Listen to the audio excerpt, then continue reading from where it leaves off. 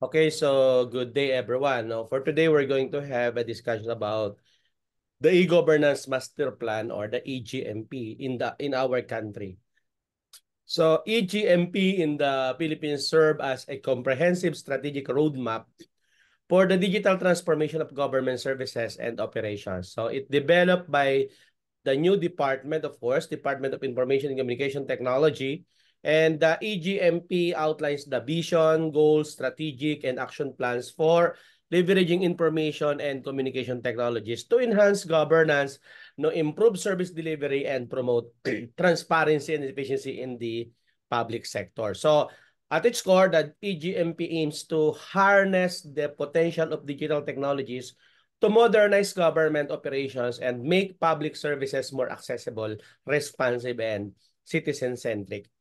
So the plan envision a digital government ecosystem where citizens uh, and business can interact with government agencies seamlessly through our online platform, portals, and electronic systems. By embracing e-governance principles, the Philippines seeks to transform bureaucratic processes, streamline administrative procedures, and enhance the overall quality of a government services.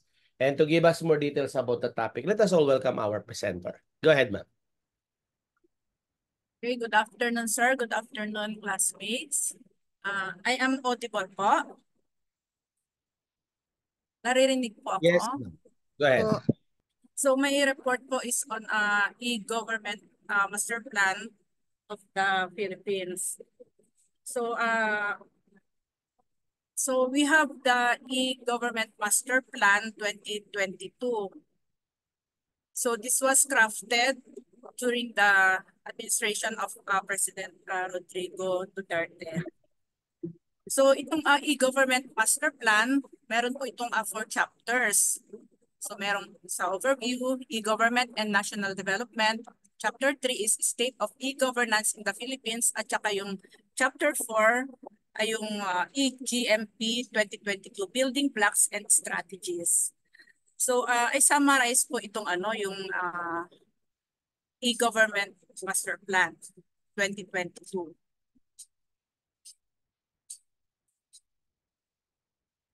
So itong e-government master plan, ang goal po nito is one digitized government for the country.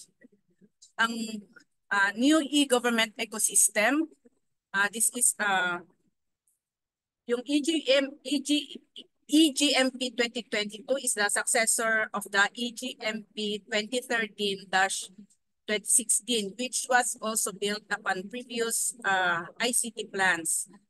Although the underlying building blocks for e-government in the country have remained the same. There have been significant changes in the e-government ecosystem since then, mula po noon. So new institutions are in place with the passage of RA 10844 or the DICT Act.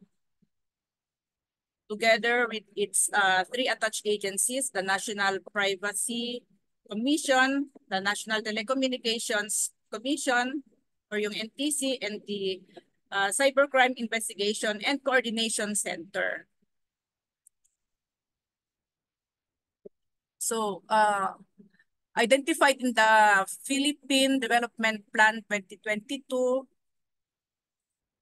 itong identified in the Philippine Development Plan 2022 is the strategy to continue to enhance the country's e-government system as a vital tool for good governance. With this, the DICT aspires for the Philippines to develop and flourish through innovation and constant development of ICT in the pursuit of progressive, safe, secured, contented, and happy Filipino nation.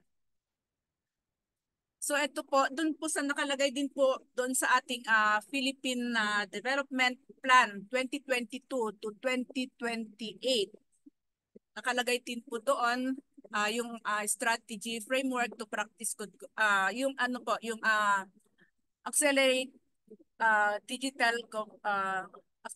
digital transformation in government. So itong framework po na ito, presents the strategies to facilitate good governance and improve bureaucratic efficiency that will contribute to the enabling environment of the Philippine Development Plan 2023 to 2028. Itong framework na ito highlights the strategic pursuit of more meaningful inclusion and better quality of participation, more intensified information, transparency and access, right sizing of government functions and structure and competence, and future readiness of the government and its public servants. So nandun po sa ating sa PDP 2022 to 2023 yung itong EGMP. Sabi po dito the DICT's e-government master plan 2022 on the utilization of frontline government transactions and administrative functions. So ito po ay i-adapt pa rin daw po itong 2022 na master plan.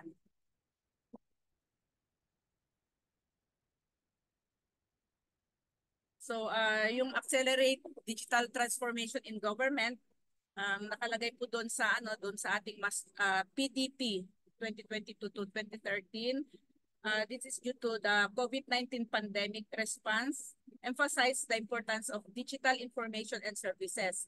Accordingly, the government will adopt digital technologies for the optimization and integration of its services to improve efficiency and right-size the government. To accelerate digital transformation, the government will strengthen its legal and institutional framework, adopt paperless, cashless, and data-empowered transactions at all levels, and develop civil service capacity for implementation. To this end, the government will pass an e-governance law to establish an integrated, interconnected, and interoperable information, resource sharing, and communications network to deliver public services. Building up to the legislative reform, the government will ensure the effective implementation of policies, the programs such as the adoption of digital payments for government disbursements and collections. The DICT e-government master plan 2022 on digitalization of frontline government transactions and administrative functions, the DBM's budget and treasury management system, the Philippine Business Hub, DICT's integrated business permits and licensing systems with LGUs, and the integration of government services into the Philippine Identification System. So yun po yung nakalagay doon sa ating PDP 2022-2023. So under the PDP, doon sa PDP rin po, nakalagay din po doon yung legislative agenda. Isa sa mga priority legislation po yung e-governance. So ang rationale po, this will promote the use of information and communications technology in improving government service delivery and providing access to reliable data and information. So ito po ay aside po ito doon sa yung itong proposed na legislation po or legislative agenda. This is separate from the e-governance act, which merely institutionalization the e-government master plan. Both bills may be harmonized into a single measure as there are overlaps in the proposed bills.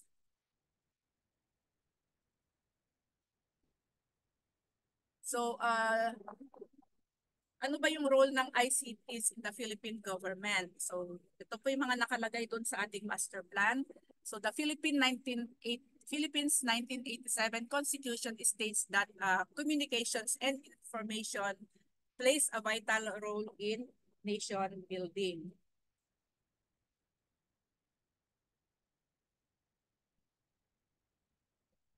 So, nasa Article 2 po ito ng Article 2 ng Philippine Constitution. So in this regard, the rapid advancements in the field of ICT further amplify its role in nation building and governance. In fact, previous administrations have tried to incorporate ICTs in its strategic plans. Then in 1997, the government aligned its projects and programs with the National Information Technology Plan for the 21st century.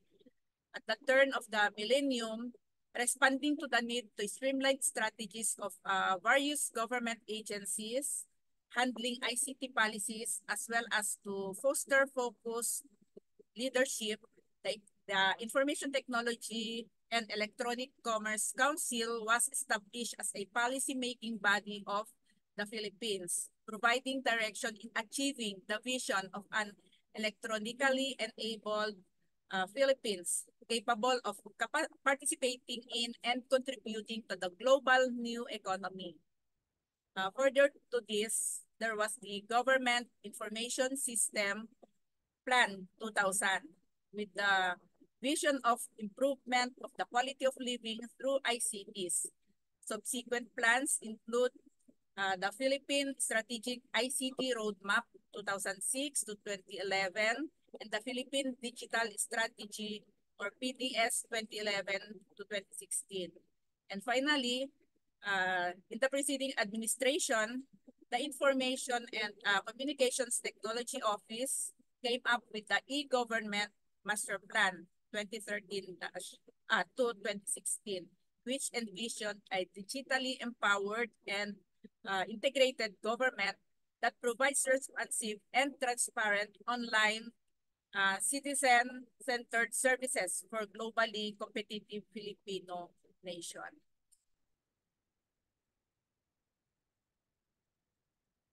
So the EGMP 2013-2016 provided a blueprint for the integration of ICTs for the whole of government.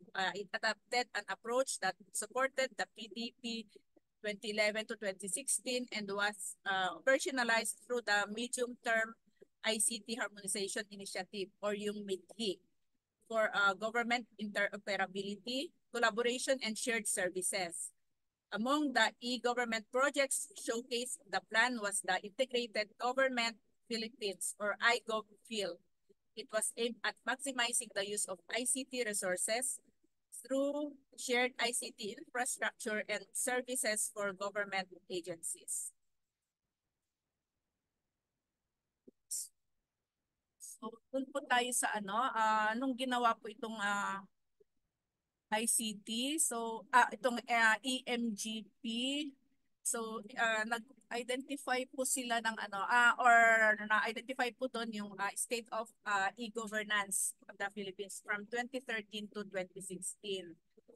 So, yung performance po ng in the EGMP 2013-2016, the notable accomplishment of the government with respect to the impact of ICTs can be derived from the improvement of the country's various rankings based on measurable indicators in the PDS or Philippine Development Strategy, Digitalization Strategy. During its implementation, the Philippines exhibited digital transformation as evidenced by its performance in the E-Government Development Index or EGD.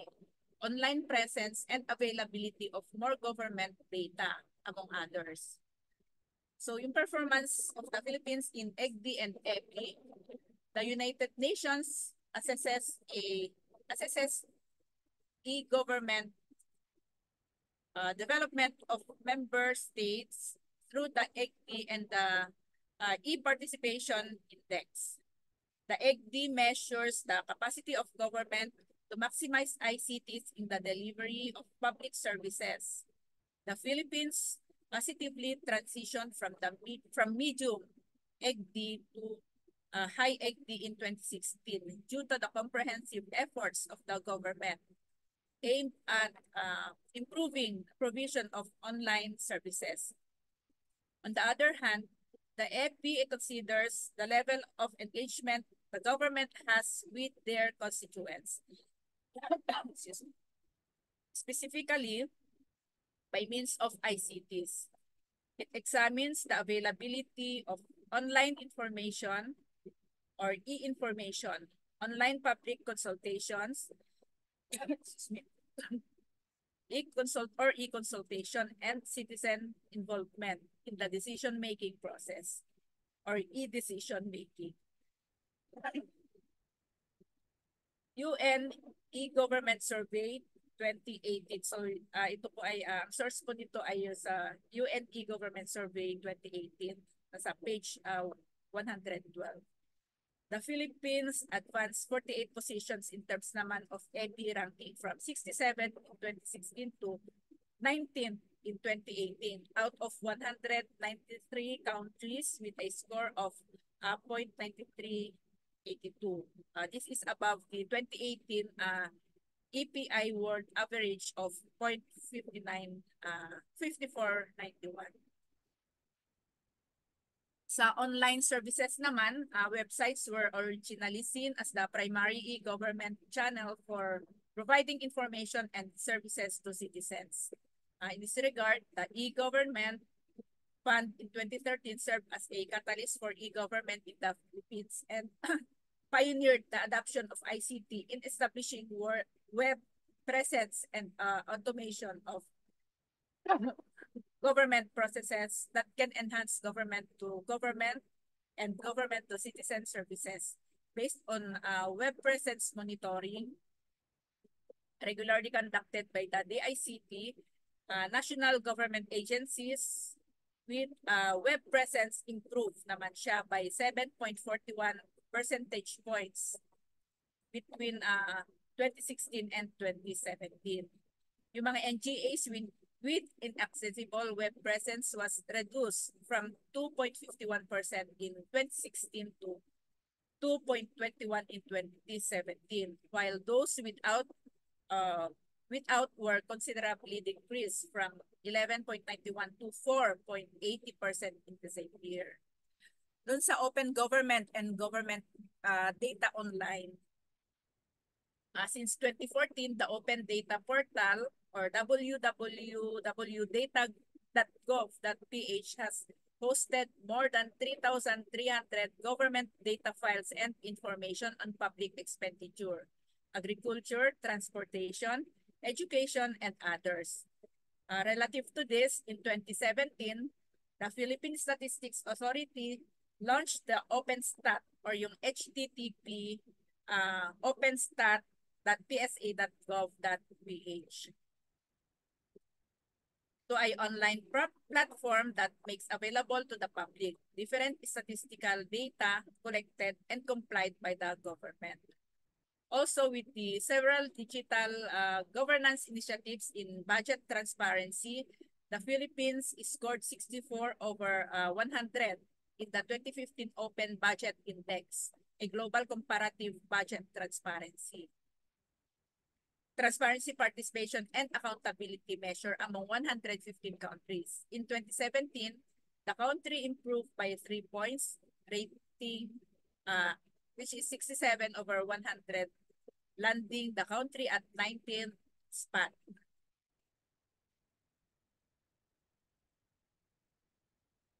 So ito naman po yung progress ng on the previous EGMP.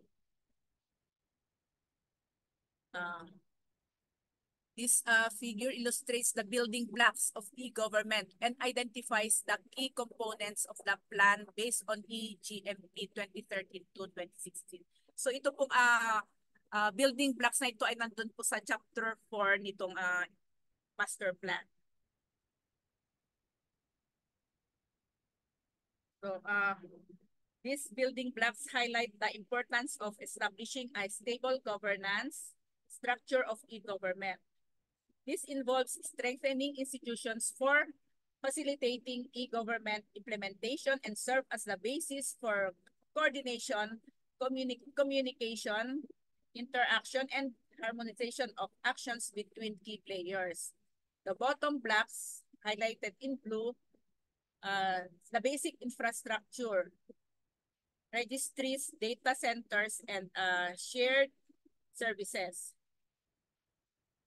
So these are the ICT foundational base for an integrated and interoperable e-governance system, making it possible for the government to deliver core services through priority application. So yung highlighted in yellow po. Much has been achieved since the EGMP 2013 to 2016 was launched. Strategies were laid out consisting of three components needed for its implementation, including yung MITI, iGovFil project, and agency-specific applications. Increased web presence and enhanced use of social media in government were apparent. Also, the DICT Act of 2015 was finally signed into law in 2016.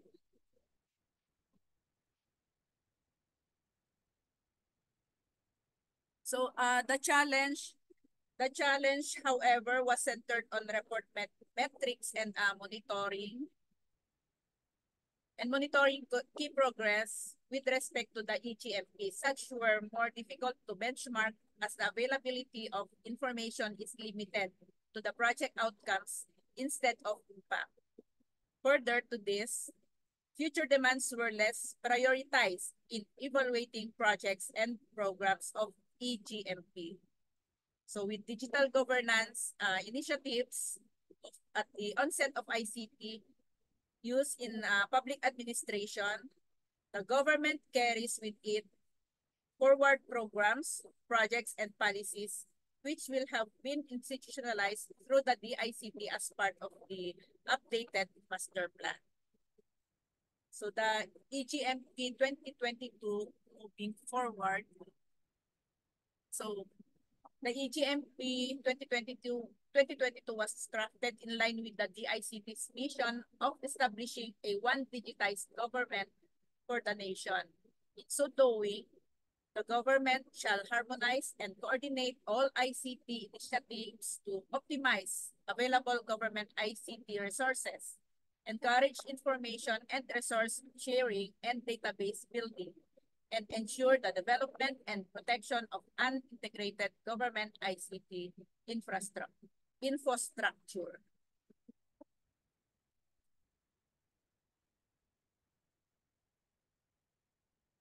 So ito po yung objectives ng EGMP 2022.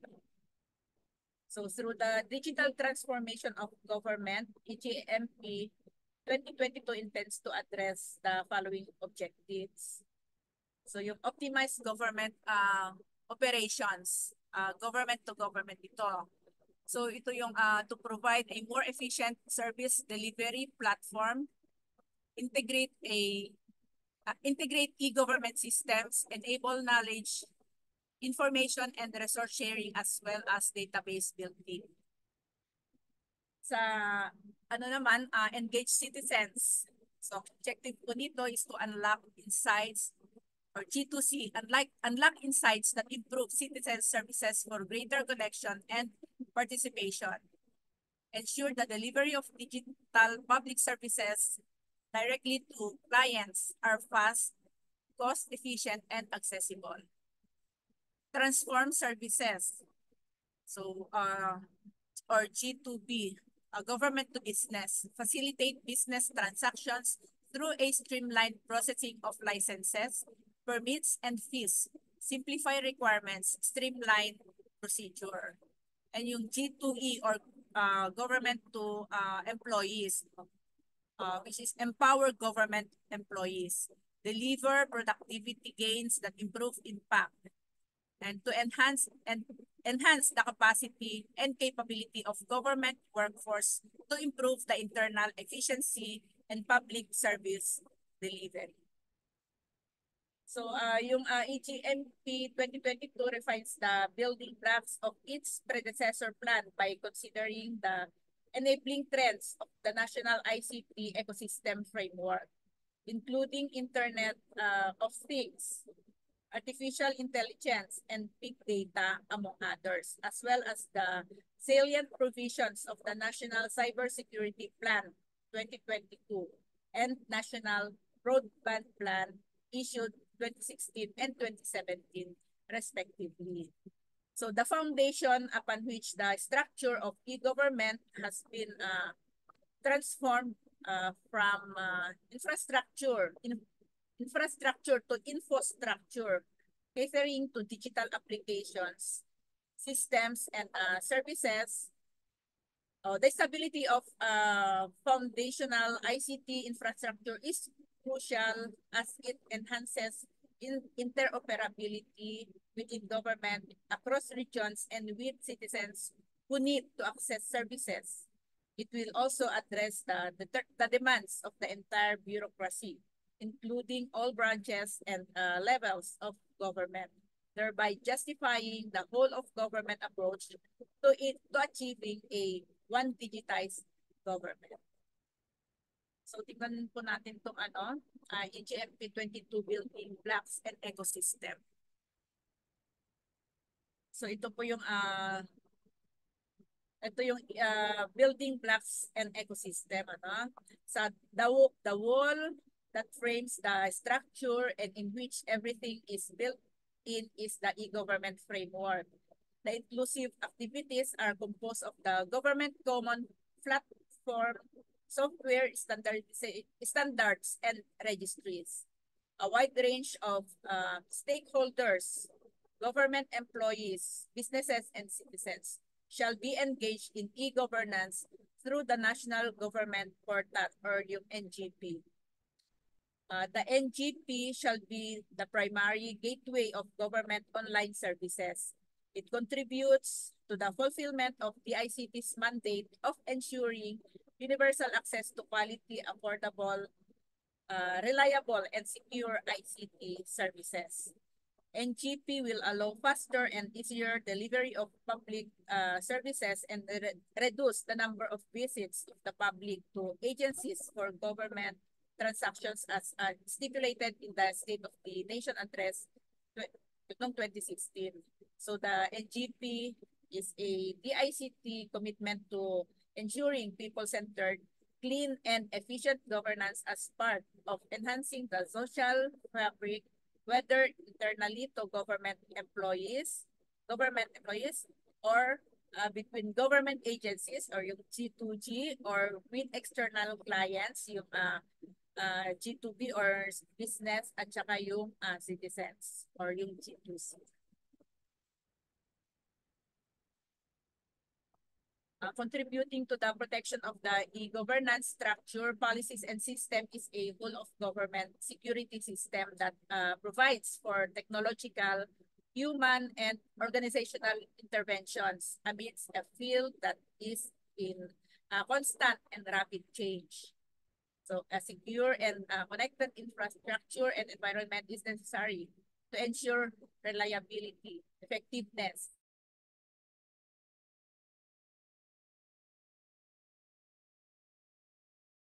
addressing hardware, software, and human capacities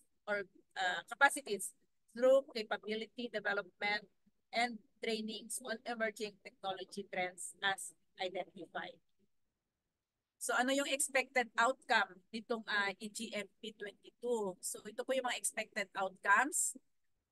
With government digital transformation on its way, the EGMP 2022 is expected to bring cohesion to the ICT programs of the government, rationalize all ICT development initiatives across government to converge into a standards-based framework, and promote collaboration and information sharing, while also protecting and securing the rights and privacy of citizens. So in summary, the EGMP 2022 is the Philippine government's living plan that builds on past experiences, recognizes present challenges, and strives to achieve the vision of a one digitized government. This required the review of the key policy areas and related studies, review of existing and proposed e-governance initiatives, as well as consultations and workshops. Upon its implementation, EGMP 2022 shall enhance organizational and intergovernmental coordination, address personnel and capability issues in utilizing ICTs for more efficient operations, public service delivery, and support businesses to perform more effectively. So, yun po yung ito po yung summary ng nung itong EGMP natin. So, itong mga nasa chapters na ito, na-discuss na rin po. Yung chapter 1 po ng EGMP ay ito yung overview. So, Republic Act, sabi po dito, Republic Act 1844 mandates yung DICT and DICT to provide an integrated framework to optimize all government ICT resources and networks for the identification and prioritization of all e-government systems and applications as provided for the E-Government Master Plan 2013 to 2016 and the Philippine Development Plan. Yung DICT being the government's primary agency promoting the adoption of ICT-enabled services, develop the E-Government Master Plan 2022. So itong EGMP serves as the blueprint for harmonized government information system through the digital transformation of basic services gaya ng public health, basic education, and other programs that cut across the whole of government that aims to create a network and collaborative environment for improved public service delivery. A well-implemented e-government program will allow national government agencies and institutions to provide more cost-effective and efficient public services and access a platform for internal collaboration and sharing of resources. E-government can increase accessibility of public services to citizens, specifically in terms of availability, speed, cost, and convenience. Businesses can also be provided with more support to make investments in establishment, operation, and scaling up easier. So, yung EGMP 2022 is meant to achieve one digitized government for the Philippines. So, this entails the review of key policy areas and related studies, review of existing and proposed e-governance initiatives, as well as consultations and workshops. Upon its implementation, EGMP 2022 shall enhance organizational and intergovernmental coordination, address personnel and capability issues in utilizing ICTs for more efficient operations, public service delivery, and support businesses to perform more effectively. So, nabanggit ko na rin po ito kanina. So, ito yung challenge, nabanggit ko na rin kanina, yung challenge of implementing the EGMP is the challenge po is how to streamline e-governance system in support of achieving one digitized government.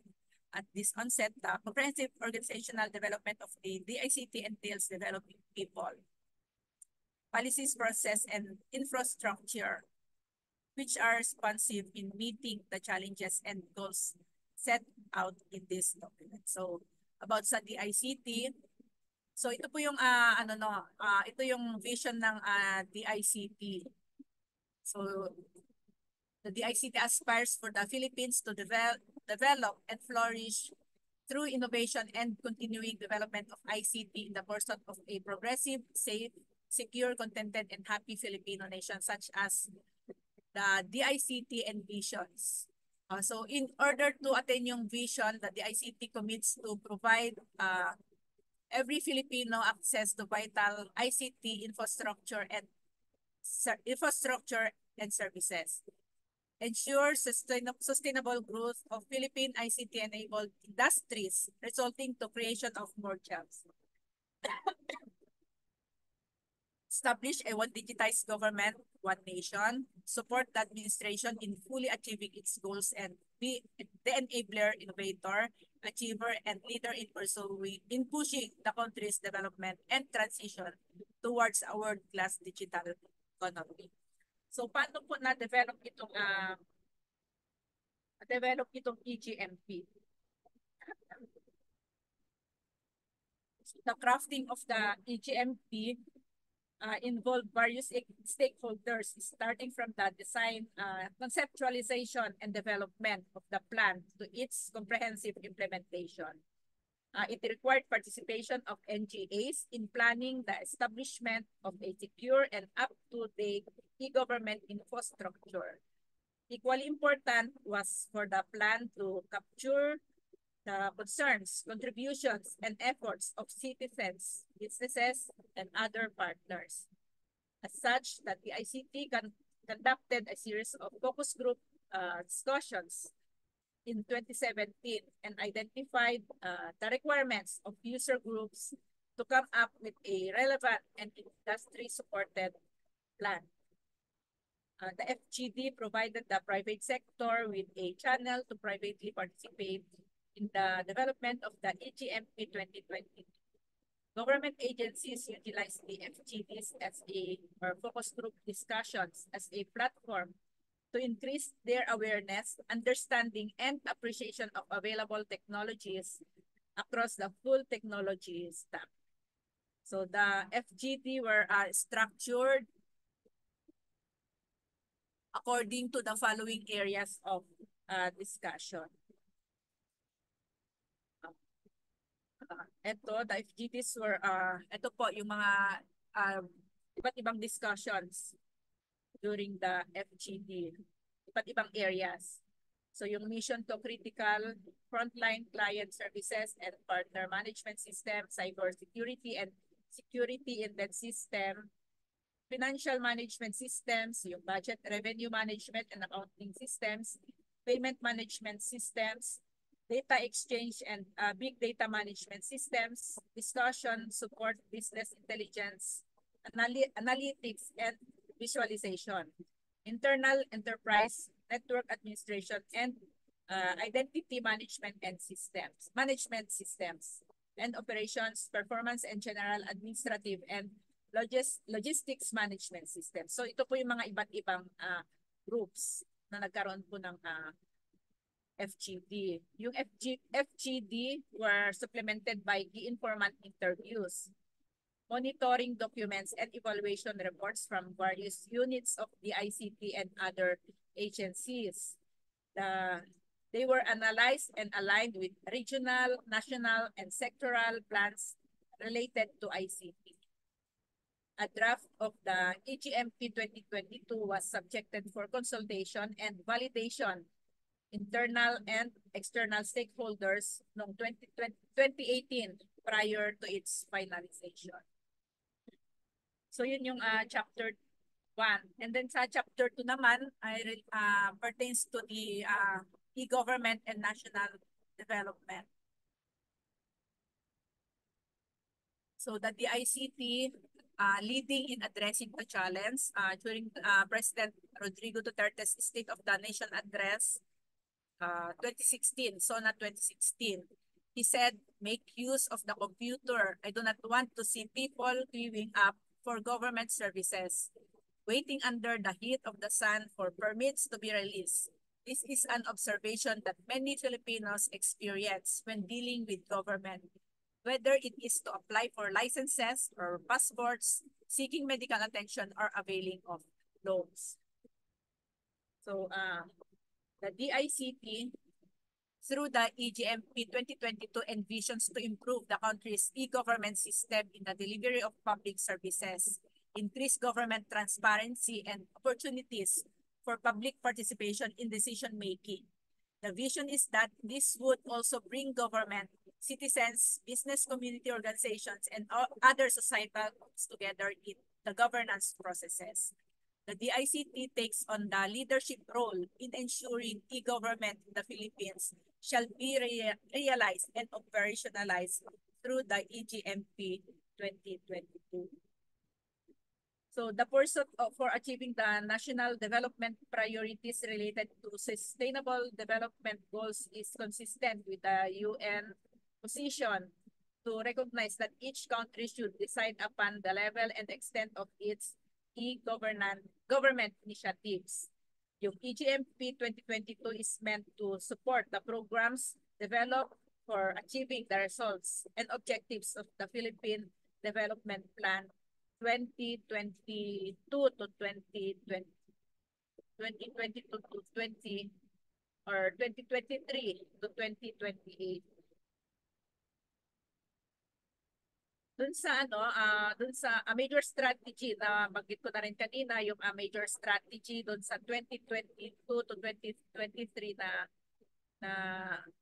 PDP or Philippine Development Plan is to lay down a solid foundation for a more inclusive growth, a high trust and resilient society, and a globally competitive knowledge economy. So in line with this, yung EGMP 2022 supports the PDP's three major pillars of malasakit, pagbabago, patuloy na pag-unlad.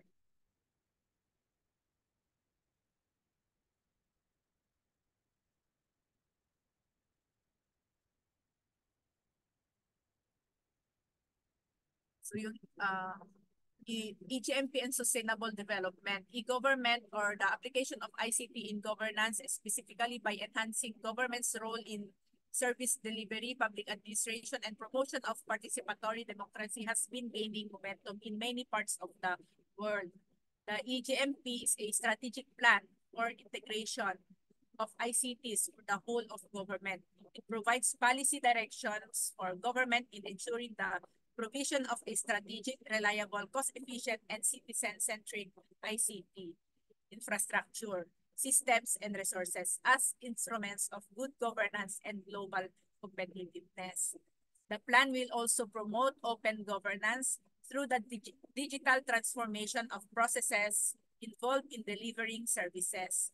This includes providing secure services for public health, basic education, and other programs meant to achieve the overall welfare of Filipinos. It will be achieved only through the development of an integrated and interoperable government ICT networks and systems in the whole of government.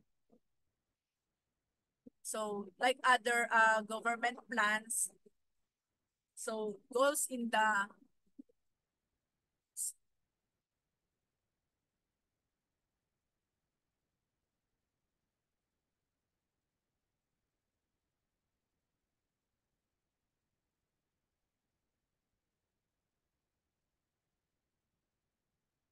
So, like like other government plans, goals doon sa EGMP 22,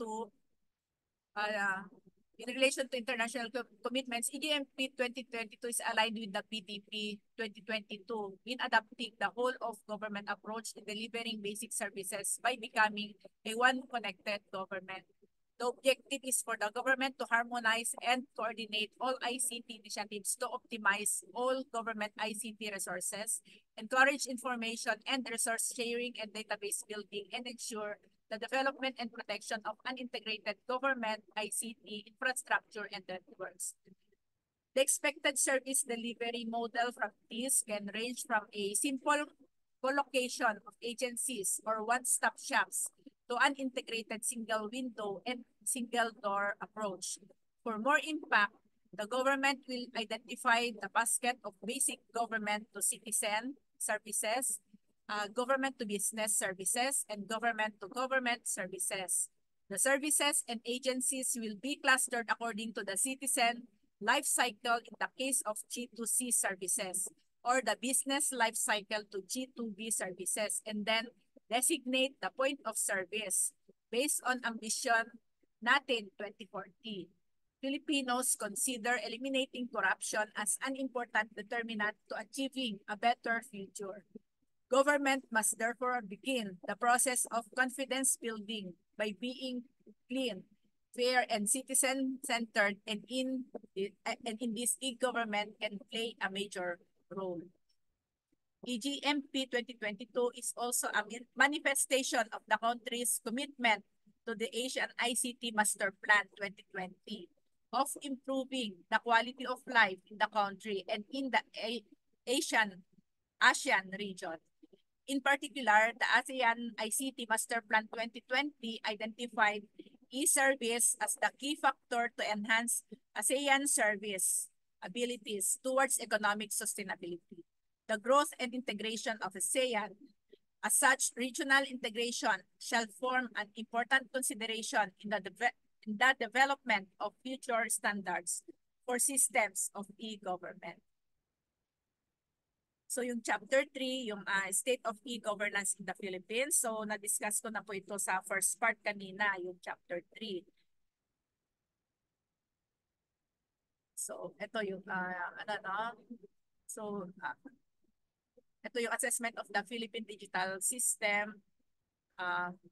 Launched in 2011, the PDS 2011 to 2016 put forward a set of guiding principles and actions for ICT to be used for socio-economic development. So it was created with a vision of digitally empowered, innovative, globally competitive, and prosperous society where everyone has reliable, affordable, and secure information access in the Philippines. A government that practices accountability and resilient and excellence to provide responsive online citizen-centered services, a thriving knowledge economy through public-private partnership.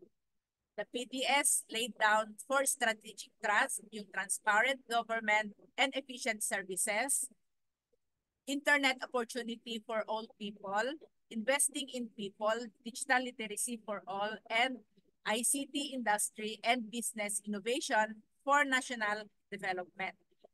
A multi-dimensional assessment was conducted in 2015 in anticipation of PDS completion in 2016. The assessment was designed to review the measurable targets of the PDS. So ito yung mga measurable targets under the PDS 2011 to 2016. So ang strategy ay increase citizen participation in governance and innovation. Ang target po dito, the UN e-participation index shall increase from 24.49% in 2008 to above 40 by 2016. Award for innovation in governance and excellence in public service delivery. On the strategy naman, on public services, become increasingly interactive, transactional, and ultimately network. Ang targets was at least 50% of government websites include interactive services in government by 2016. At least 20% of government websites include transactional services in government websites by 2016. Establishment of citizen-centric portals that are grouped by citizen interest in public services and combine online services from several departments and agencies. So eto nato kanina no, nabanggit kanina na nag-increase naman po yung nag-positive increase yung ating bansa. Improve. Sa strategy naman na enhance public trust and increase transparency in government. So improve, ito po yung target, improve score of 2.4 in 2010 from the Transparency International Corruption Perception Index by 2016. Annual expansion in the volume of government data published online, in particular on procurement, budget allocation, and disbursements. And then sa improve efficiency in government operations, efficiency can be measured through cost and time savings for particular government operations of delivering a public service. Each national government agency shall identify at least 2 specific government operations and public services where they plan to achieve time savings and or cost savings, like time it takes to register businesses. Each department shall set their own targets. E-Government Development Index value of 0.4637 in 2010 is targeted to increase in 2016 by 0.56 and increase in the number of ICT skilled civil servants. Enhance competitiveness in the country. The target is to improve the country's ranking from 148 in 2010 to 130 by 2018 of the World Bank's Ease of Doing Business survey. Improve feedback from private industry as measured via survey in quality of enabling environment for business in the country. So ito po yung yung sabi natin kanina, yung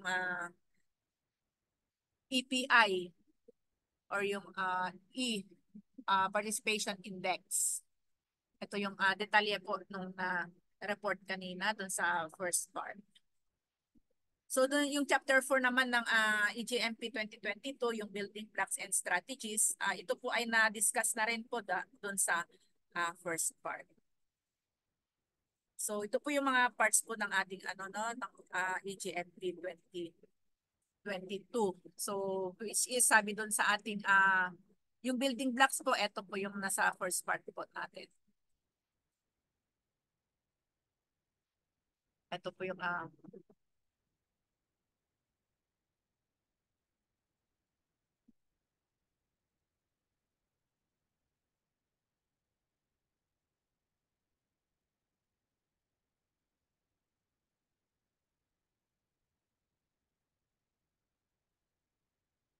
ito yung building blocks po ng for e-government. So that's all po, sir, for the for my report on or EGMP of the Philippines. Thank you po. Okay, thank you so much, of course, to the presenter. Again,